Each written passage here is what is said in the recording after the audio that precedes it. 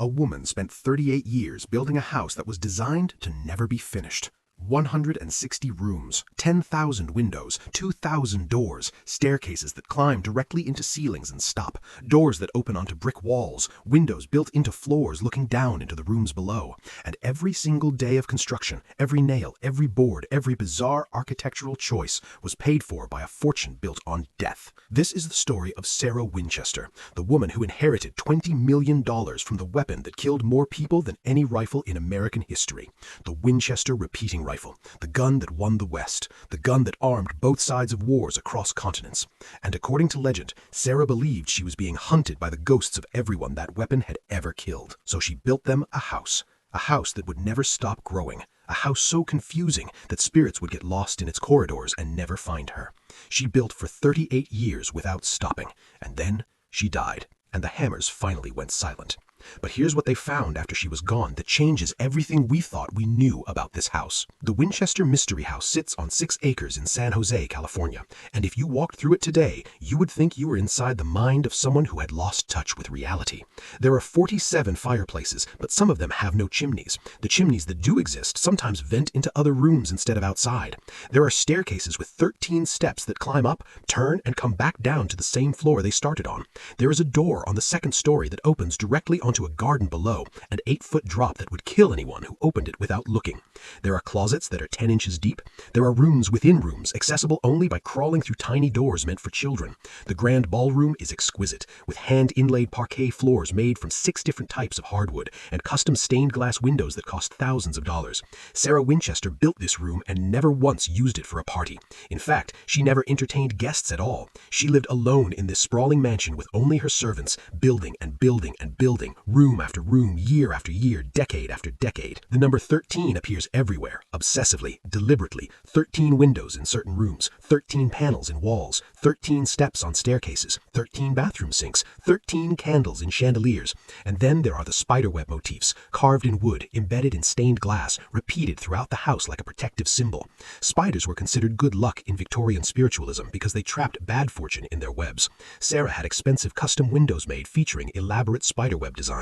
The question everyone asks is simple. Why? Why would a woman who could afford anything, who could hire the best architects in America, who was educated and intelligent and cultured, why would she build something this strange? The answer most people know is ghosts. That Sarah Winchester consulted a medium who told her she was cursed, that the spirits of everyone killed by Winchester rifles wanted revenge, and that she had to build them a house that would never be finished or she would die. But here's what most people don't know. That story, it might be a lie. Or at least, it might not be the whole truth, because the real story of Sarah Winchester is darker, stranger, and more human than any ghost story. To understand why Sarah Winchester built this house, you have to understand where the money came from. And the money came from a weapon that changed warfare forever. In 1857, a businessman named Oliver Winchester took control of a failing firearms company in New Haven, Connecticut. He wasn't a gunsmith. He wasn't an inventor. He was a shirt manufacturer who saw an opportunity in a company that held patents for a revolutionary lever-action rifle mechanism. The company was drowning in debt, but Winchester saw past the failures to the potential. He hired brilliant engineers like Benjamin Tyler Henry and told them to perfect the design. By 1860, they had created the Henry rifle, a lever-action repeating rifle that could fire 16 rounds in under a minute without reloading. To put that in perspective, the standard military rifles at the time could fire maybe 3 rounds per minute. The Henry rifle was 5 times faster than anything in existence. It was the machine gun of its era. And then the Civil War began. The United States government was slow to adopt the new technology, locked in bureaucratic caution, but private soldiers bought Henry rifles with their own money. Union troops who could afford it purchased them. State militias placed orders. The rifle earned a reputation on southern battlefields that terrified Confederate soldiers. They called it that damned Yankee rifle you could load on Sunday and shoot all week. The Henry rifle killed thousands. But Oliver Winchester wasn't satisfied. After the war ended in 1865, he refined the design further, creating the Winchester Model 1866. This was lighter, more durable, chambered for a more powerful cartridge. This was the rifle that would truly win the West. This was the weapon that settlers carried as they pushed across the Great Plains. The weapon that ranchers used to defend their land. The weapon that lawmen used to enforce order. The weapon that outlaws used to rob banks and trains. The weapon that cavalry units used in the Indian Wars. Wherever the American frontier expanded, Winchester rifles went with it. Wherever violence erupted, Winchester rifles were there to facilitate it. The Winchester Repeating Arms Company became one of the most successful manufacturing enterprises in America. The company's advertising wasn't subtle. The gun that won the West. This wasn't marketing exaggeration, it was historical fact. But here's what that phrase really means. It means the Winchester rifle was present at the massacres of Native American villages. It means it was used in range wars where cattlemen killed homesteaders over disputed land. It means it armed both sides of labor disputes where striking workers were shot down. It means it was exported to conflicts in South America, Africa, Asia, Europe. Wherever there was war, wherever there was killing, Winchester rifles were making money. By the 1880s, the company was producing hundreds of thousands of rifles every year. Oliver Winchester had built an empire on gunpowder and lead. And then he died in 1880, leaving everything to his only son, William Wirt Winchester. William was 43 years old, educated, groomed to take over the family business. He had married well to a woman named Sarah Pardee, a brilliant young woman from a good New Haven family. They had a beautiful home. They had wealth beyond measure. They had everything. And then, in the span of 15 years, they lost it all. Sarah Lockwood Pardee was not supposed to end up as a reclusive widow building a haunted mansion in California. She was born in 1839 in New Haven into a respectable family. Her father was a skilled carpenter and woodworker who had done well in the construction trades. But what set Sarah apart was her education. In an era when most women received only basic schooling, Sarah studied music, languages, and mathematics. She spoke 4 languages fluently. She had a sophisticated understanding of architectural principles from her father's work. She was cultured, refined, intelligent, and by all accounts, deeply curious about the world. She stood just 4 feet 10 inches tall, a diminutive figure with dark hair and serious eyes. When she married William Wirt Winchester in 1862 at the age of 23, she seemed destined for a life of comfort and social prominence. The Winchesters were rising in wealth. William worked in his father's company. Their future seemed bright and secure. And then Sarah got pregnant. The baby was born in 1866. They named her Annie Pardee Winchester. For 15 days, Sarah had everything she had ever wanted: a husband, a child, a beautiful home, security, a future. And then Annie died. The cause was listed as marasmus, a wasting disease that caused infants to fail to thrive. The baby literally starved to death despite being fed, her tiny body unable to process nutrition. Sarah was shattered. The grief was so profound, so all-consuming, that everyone around her feared she might not survive it. She fell into a depression that lasted years.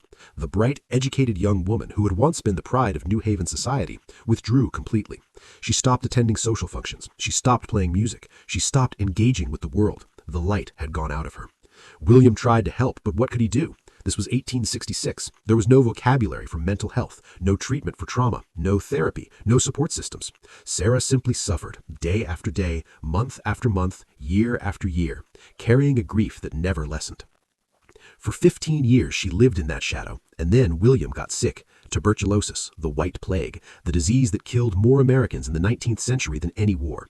It started with a cough, then weight loss, then night sweats and blood in his handkerchief. William Winchester, heir to a gun empire, began to waste away just like his daughter had. There was no cure. The doctors could do nothing. Oliver Winchester had died the year before in 1880, leaving William to run the company, but William lasted less than a year.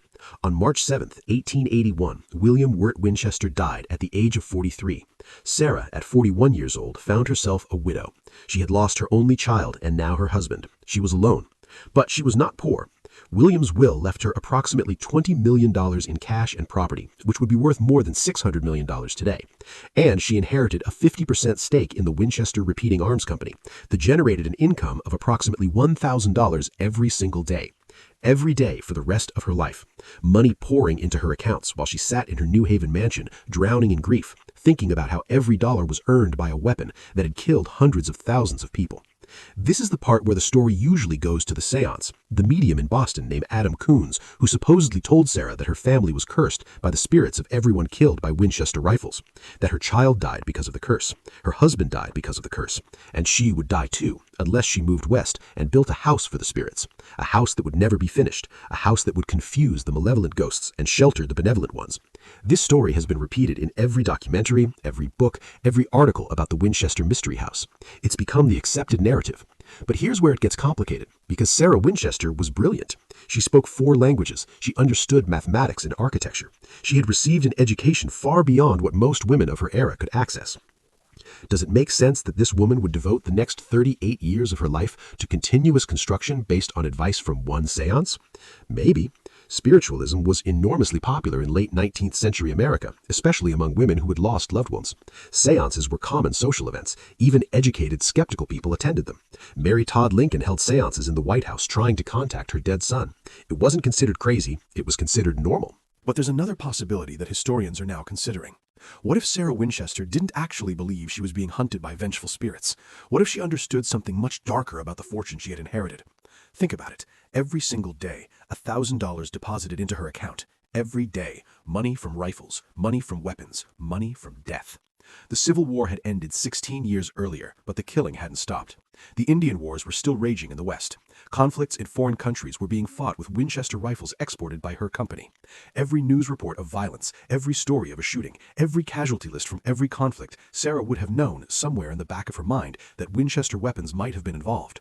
She couldn't stop the company, she didn't control it, but she profited from it every single day. That's not a haunting, that's guilt. That's conscience. That's the weight of blood money crushing someone who had enough intelligence and sensitivity to understand exactly what it meant. And maybe, just maybe, the house she was about to build wasn't about ghosts at all. Maybe it was about atonement. Maybe it was about trying to do something, anything, with money that felt permanently stained.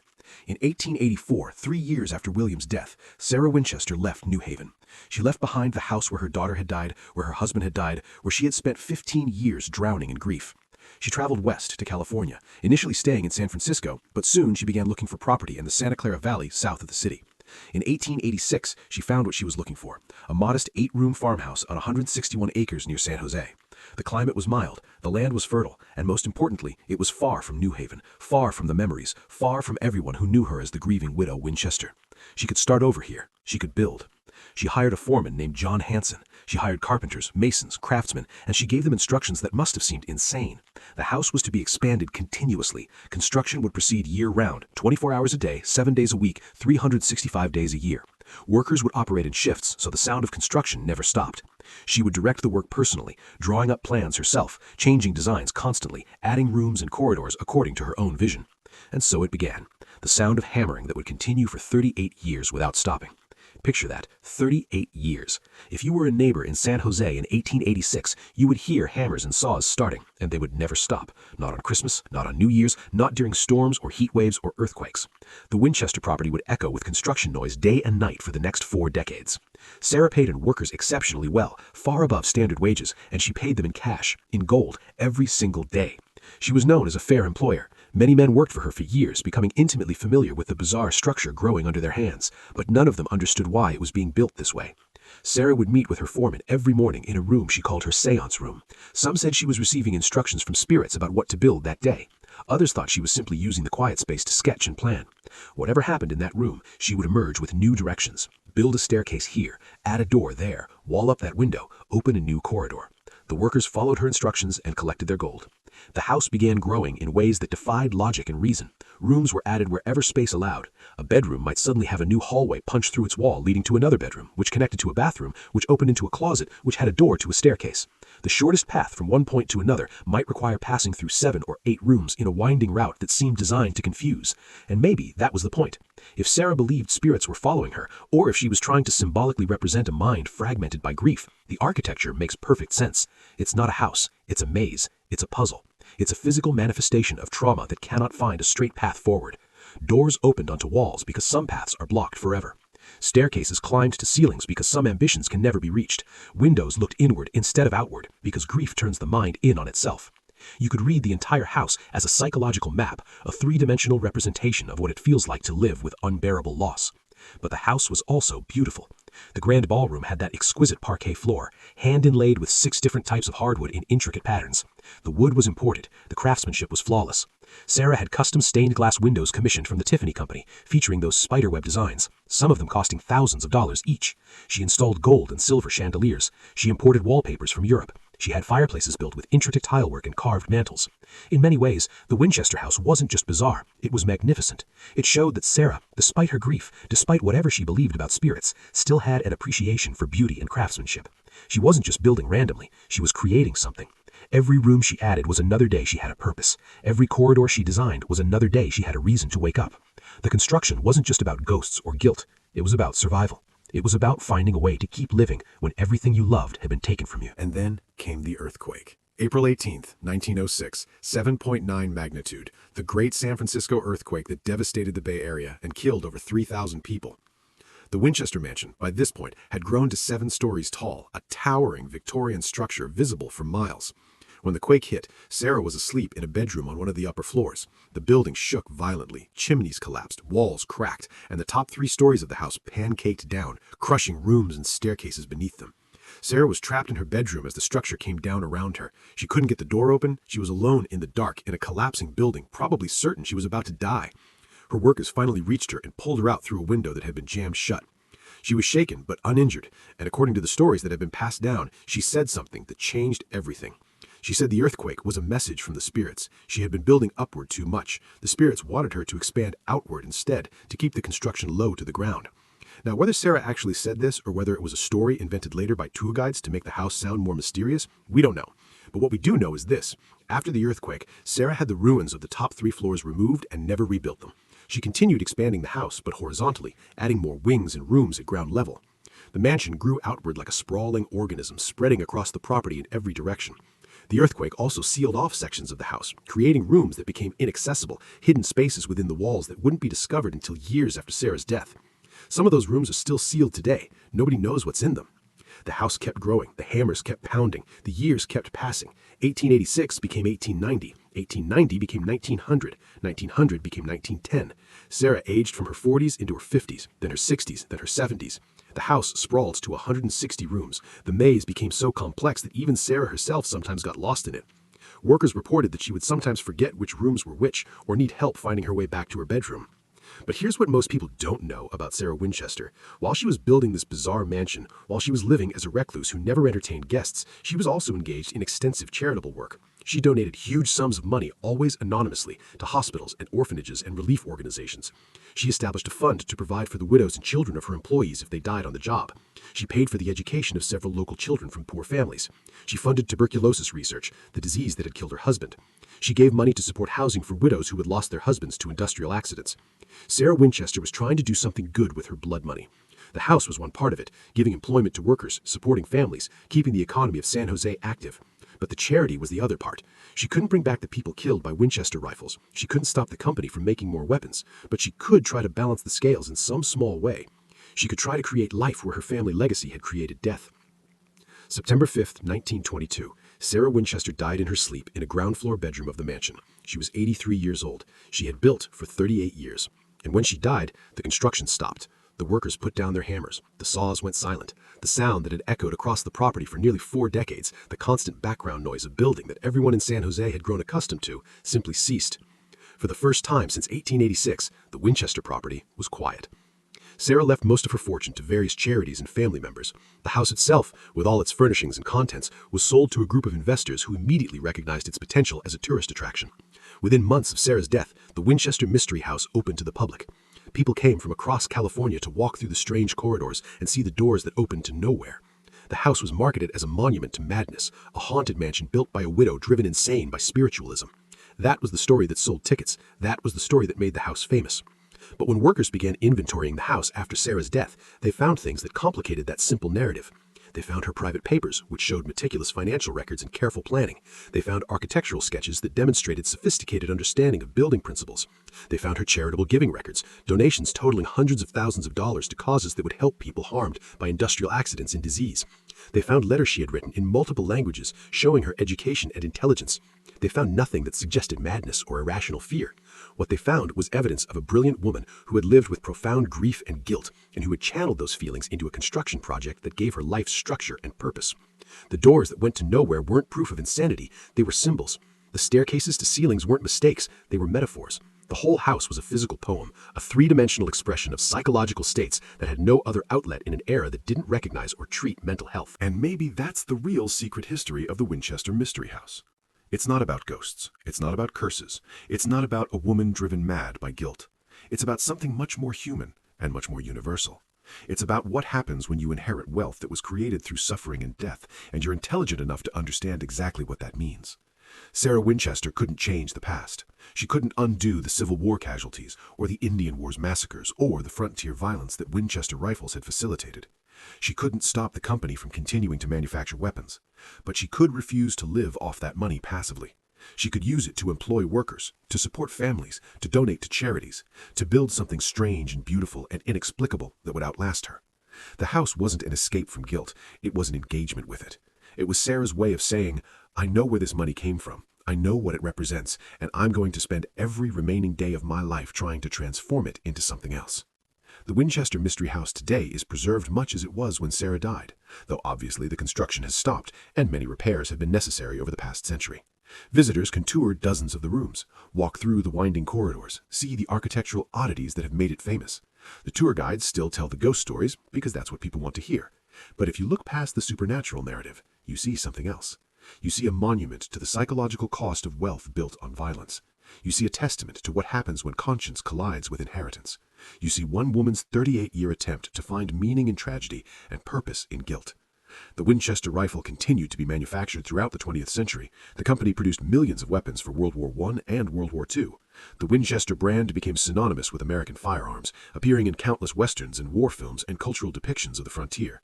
The original factory in New Haven finally closed in 2006, ending more than 140 years of continuous production. But Winchester ammunition and rifles are still made and sold worldwide today. And maybe that's why we're still fascinated by Sarah Winchester's house, more than a century after she died, because the question she was grappling with hasn't gone away. In a world where fortunes are still being built on industries that cause suffering, where wealth still flows from weapons and exploitation and environmental destruction, where inheritance still carries the weight of how it was earned, Sarah Winchester's question remains urgent and unanswered. How do you live with what you've inherited? She chose to build, to employ, to donate, to create something so strange that people would still be talking about it 100 years later, still trying to understand what it meant, still walking through its corridors asking why. The house has no final answer, because there is no final answer, but it stands as a reminder that the question matters, that conscience matters, that some people, when faced with blood money and given the choice between comfortable ignorance and uncomfortable engagement, choose engagement. Sarah Winchester spent 38 years building a house that was designed to never be finished. She built until the day she died, and in a way, she's still building. Because every person who walks through that house, every person who asks why it was built this way, every person who thinks about the connection between wealth and violence and guilt and atonement, is continuing the work she started. The hammers may have fallen silent in 1922, but the house is still speaking, and we're still listening.